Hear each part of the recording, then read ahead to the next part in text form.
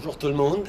C'est un grand plaisir d'être ici à Kigali avec la ministre Jolie et le haut-commissaire Goodell. It's an important time to be gathering with fellow Commonwealth countries here in Rwanda to talk about the challenges facing the world. This morning I started with an event on climate change and how important it is for all of us to continue to stand united in responding to the pressures that small island developing states and others are facing with climate change. Then we got into an event with His Royal Highness and the President of Rwanda on sustainable financing, on the role that the private sector can and must play in countering not just the challenges around climate, but also the opportunities for growth, for investment, for creating economic possibilities for the Global South and for members of the Commonwealth all around the world. One of the themes that we're going to continue to talk about here is going to be the challenges facing the world, from climate change to the outcomes of the pandemic, but also the destabilization that Russia's illegal and illegitimate war in Ukraine is causing on economies, on supply chains, inflationary pressures both at home and around the world, but also pressures on fuel and specifically on food. On sait qu'au niveau de l'alimentation, le monde est en train de faire face à d'énormes défis, tout à cause de l'invasion injuste de la Russie, de l'Ukraine. C'est pour ça que le Canada a investi autour de 500 millions de dollars déjà dans le programme d'alimentation mondiale, dans l'ONU, dans différents enjeux depuis le début de l'année. Since the beginning of the year, Canada's invested about $500 million in aid for the World Food Programme, for UNICEF, for other UN agencies to try and counter this food crisis that is entirely caused by Russia's illegal and illegitimate actions. But I'm happy to announce an additional $250 million that Canada is going to be putting forward towards the UN, towards the World Food Programme, to help immediately do more on this crisis. On annonce aujourd'hui 250 millions de dollars additionnels pour contrer la crise alimentaire mondiale. On sait qu'il reste encore plus à faire, mais on va être là pour continuer d'aider. D'ailleurs, le ministre Sajjan va être en Allemagne vendredi pour une conférence sur l'alimentation mondiale et le travail que nous devons faire. I want to thank Minister Sajjan for his work on bringing together solutions to this global food crisis and highlight the work he's going to be doing on Friday in Germany to continue these conversations with partners and allies around the world. C'est un moment où on fait face à énormément de défis dans le monde. Et c'est important donc de pouvoir se rassembler comme je l'ai fait il y a 2 semaines avec les pays de l'Amérique du Sud, dans ce voyage-ci avec les pays africains, de l'Asie, d'ailleurs des Caraïbes, pour justement contrer ces défis que nous on reconnaît chez nous avec l'inflation, avec les coûts de la vie, mais aussi ces impacts qu'on a sur les gens à travers le monde. Le Canada a un rôle important à jouer. The things we're discussing here are problems that are not just being felt by Canadians, but being felt around the world. And that's why it's important for us to get together, gather, and deal with it on the ground here, but as we look towards the G7 meeting in Germany and the NATO meeting in Spain in the coming days. Prime Minister, I wanted to start with a question about the controversy around Brenda Lucki and the revelations of the Nova Scotia Mass Casualty Commission. Did your office or any other office pressure Commissioner Lucki or negotiate with Commissioner Lucki to release specific information about those killings to help advance gun legislation? Would those conversations have been appropriate, and do you still have confidence in the Commissioner to lead the RCMP? Absolutely not on the pressure. We did not put any undue influence or pressure. It is extremely important to highlight that it is only the RCMP, it is only police that determine what and when to release information. The Commissioner's statement, the Minister's statement were very clear on that, and yes, I still very much have confidence in Commissioner Lucki.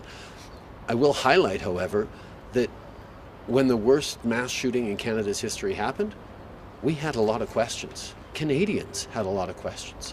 And I got regular briefings on what we knew, what we didn't know, and those answers continue to come out even as the public inquiry is ongoing, so families can actually learn what happened, and we will continue to take responsible action. In French, please.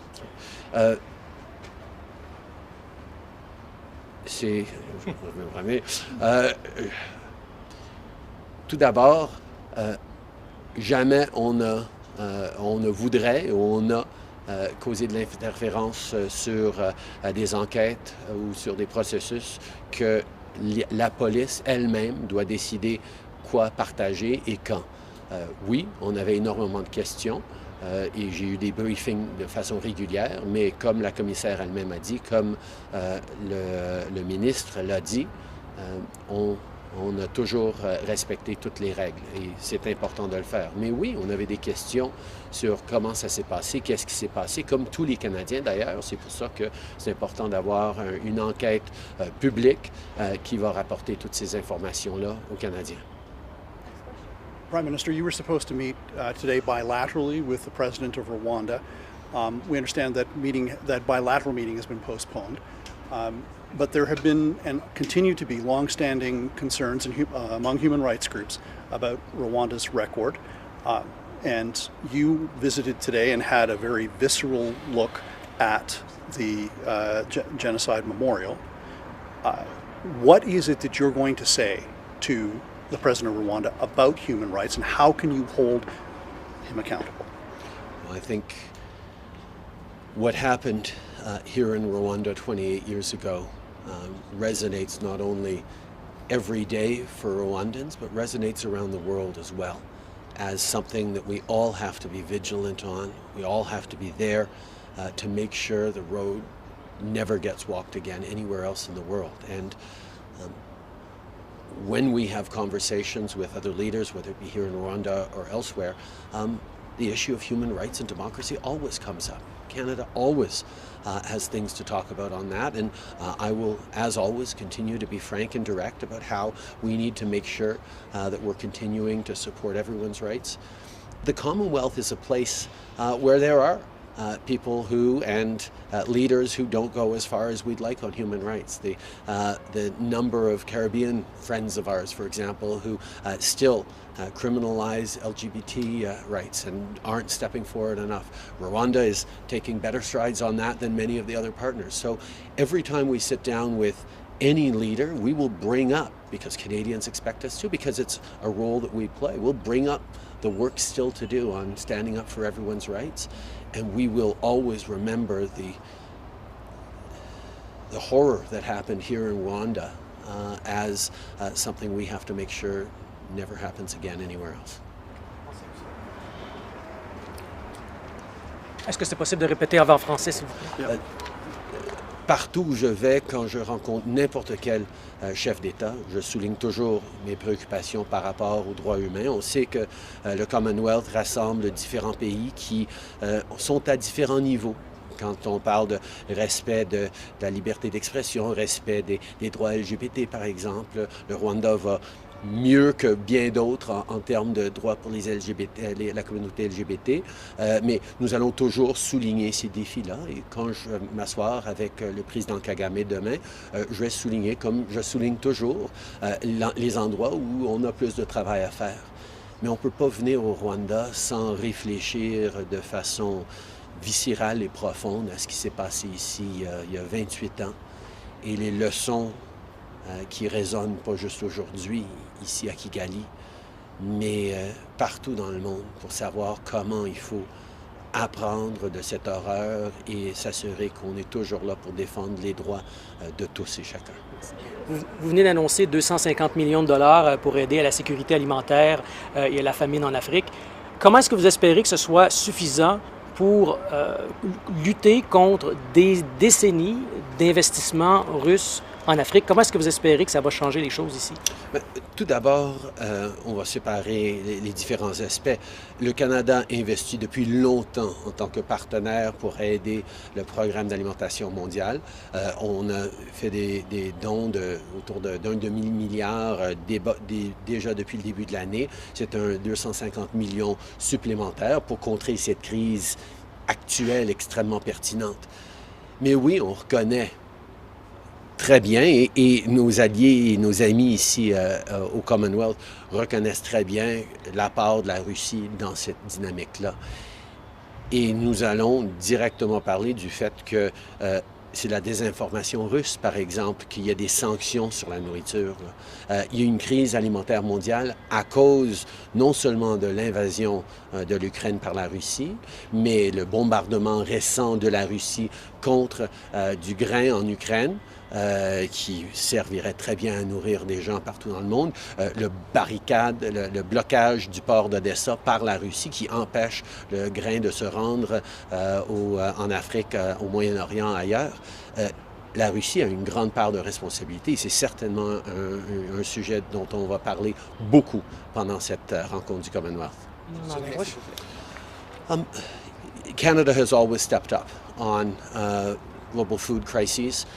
We've been long-standing partners for the World Food Program.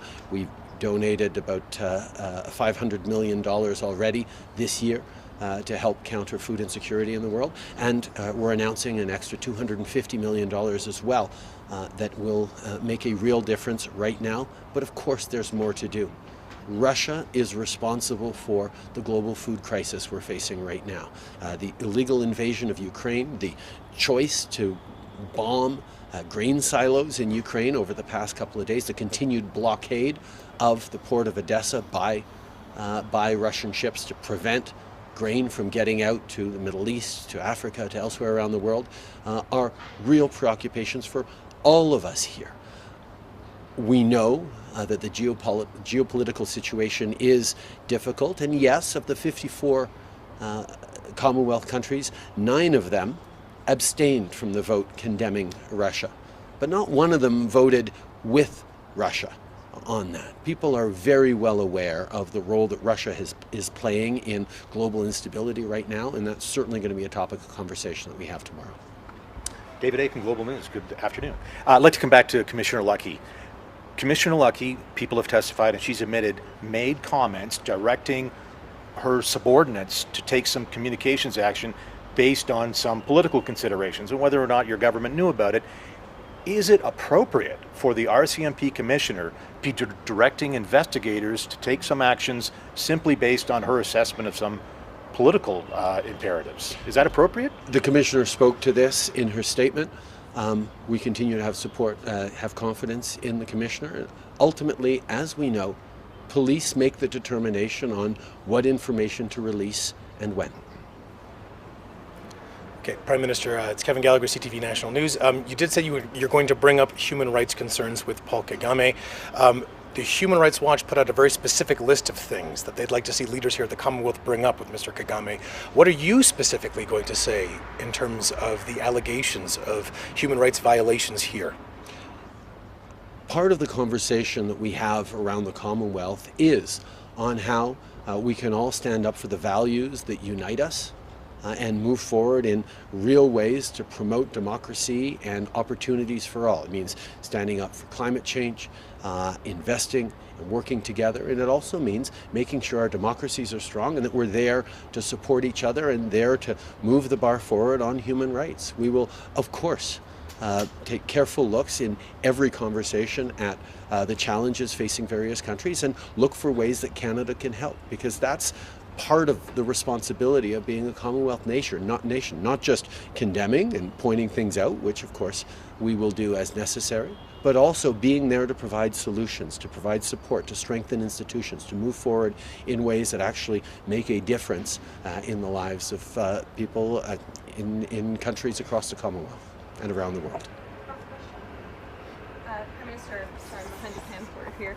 A federal unit that tracks foreign interference, the Rapid Response Mechanism Canada, says the Chinese Communist Party was involved in efforts to discourage Canadians of Chinese descent from voting for Conservatives in the last election.